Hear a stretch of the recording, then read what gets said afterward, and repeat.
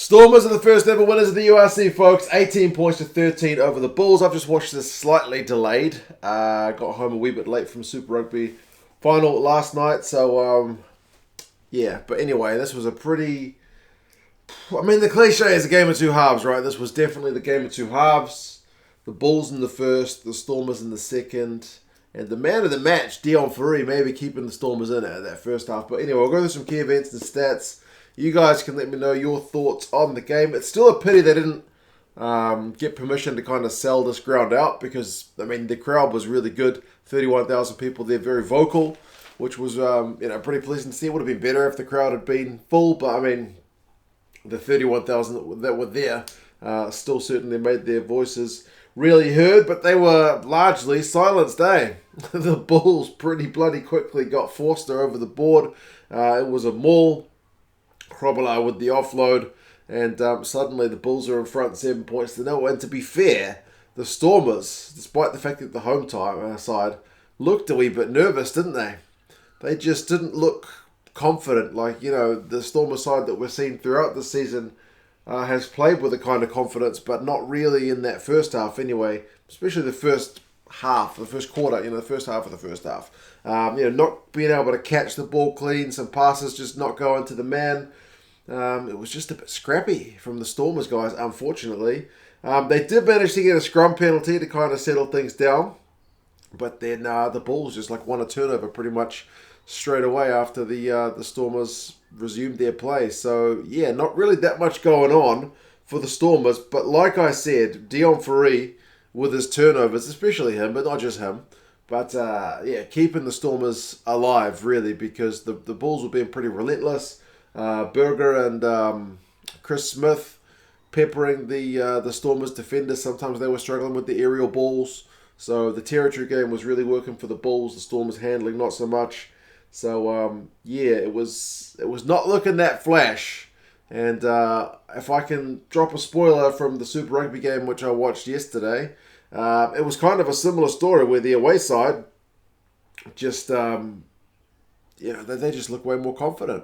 And traditionally, the Bulls are more like the Crusaders in terms of, the team that's won the trophies before. So it had that feeling about it for mine.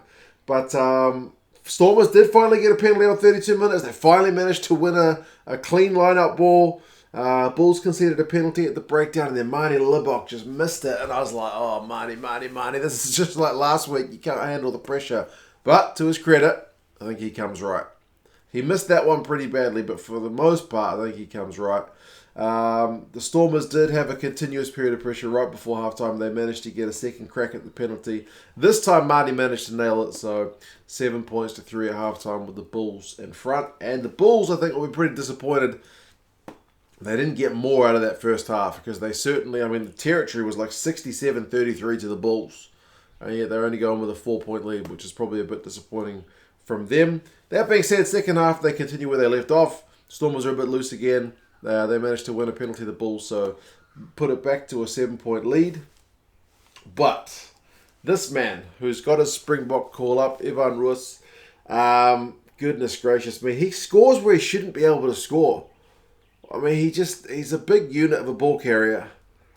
This one, the referee, as they get a 5-meter line out, they maul it, couple of phases, I think a second phase. This guy's carrying the ball. And he carries it into contact against some of those big Bulls forwards. And the referee even calls short. Because he's like, you can't get there. You're short of the line. Let's move on. But he just reaches and nope. I'm not short. I'm over. And out of nowhere, it's 10 points apiece. What a reach. Guy's had such a phenomenal season. Really pleased to see him rewarded with that Springboks call-up. The game goes a bit crazy for him. It does start to open up a wee bit. You've got, Deon Fourie, when he does get the ball, just, charging into contact without hesitation. You've got Salmaan Moerat putting in a kick, which was unusual. I think Bismarck had a kick in play later on. There was a fair bit of kicking in this game because the conditions weren't the best. And the pitch there looks pretty slippery. I do feel like they could relay that surface because it seems to be, not the best for rugby, but it didn't tear up as much as we've seen it tear up in the past. Anyway, Bulls line speed was good. Kotze almost got knocked out, I think. Maybe he did get knocked out. He had to go off for an HIA. Didn't come back on for the Stormers, which was unfortunate for him. Big contact and a carry. Hendricks ends up getting yellow carded for a high tackle on Ruhan. Now, and if I can refer you back to Super Rugby, in that game, there were a couple of high incidents, and the referee was like, nah, it's a final. Let's just play on. He didn't say that in so many words, but it's kind of what happened. In this game, not so much. Ref's like, it's high contact. So that's going to be a yellow. And the Stormers, that kick would have been kickable, but they opted for touch. So kudos to them for backing themselves. They've got their replacement hooker on. He manages to get us through right. The maul, it just inched over, It wasn't a dominant maul that just drove over. It had to work its way there, but eventually the replacement hooker fence goes over. And suddenly the Stormers are in front at home. They did miss that conversion, but 15 points to 10. Still a lot of guys slipping over. Still the Bulls maybe putting a little bit too much boot to ball. It's easy to say in hindsight. Like I said, the conditions were conducive to kicking the ball a fair bit, but there were times when I felt like the Bulls' attack was building and then they would just put boot to ball, and I was like, you got guys like Arendse and Moody, and Tamboy, let's see these guys run riot, Hendricks. He was off the field at the time, but anyway, they still did manage to get a penalty during that yellow card. I think it was at the breakdown. And to be fair, it is because the Bulls had kicked it, so they put the Stormers guys under pressure in their own backfield. So 5-3, the yellow card finishes, so it's back to a 2-point game, 15-13. So to be fair, the Bulls did all right out of that yellow card to only come away with a 2-point deficit. Big chance on 66 minutes when Dayimani is going into touch, but Papia didn't have his best shift, to be honest, but he kind of stripped Dayimani as he was going into touch, which meant it was a Stormers throw. The Stormers guys end up on a really long period attack. Eventually get a penalty. They go for a 5-meter tap, but the Bulls defense holds pretty well. Tamboy with a big old hit on Gelant, I think it was. They win a turnover. But, eventually, the Stormers guys kind of out of nowhere, and it's that man Libbok, who I was doubting a little bit when he missed that first penalty. He slots a cool-as-you-like drop goal from right out in front. He was not that deep in the pocket, seemingly. But, he slotted that really well. Really, really kind of clutch move, right? That's what you want in a final. You want your guys to step up, want the ball, take a play with some good initiative, and he did it. And that means the Bulls have got to score a try. And to be honest, in that second half, it didn't look likely. As soon as he slotted that drop goal, I didn't think the Bulls were going to come back and score a try. Arendse did have a late line break, but again, the Bulls just couldn't quite convert out of it. I think this pass to Tamboy just didn't go to hand. It all goes to a bit scramble, and then the Stormers managed to get the ball and just kick the ball out to win the game. So it's a proper final. It stays within a score at the death. The Bulls had the better of the first half. They had a lead. The Stormers came back into it. I don't know, man. It's not the highest scoring game.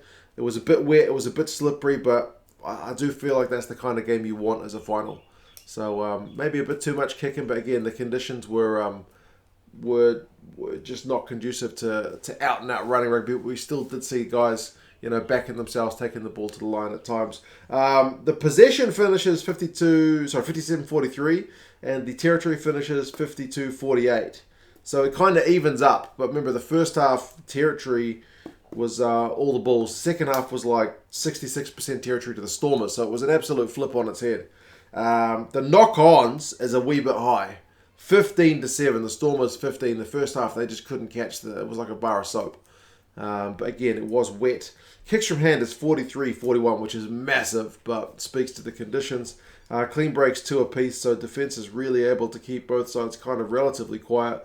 Penalties conceded is one area that cost the Bulls 9 to the Stormers 5, so kind of still low on the overall penalty count, to be fair. Run meters 337 to 347.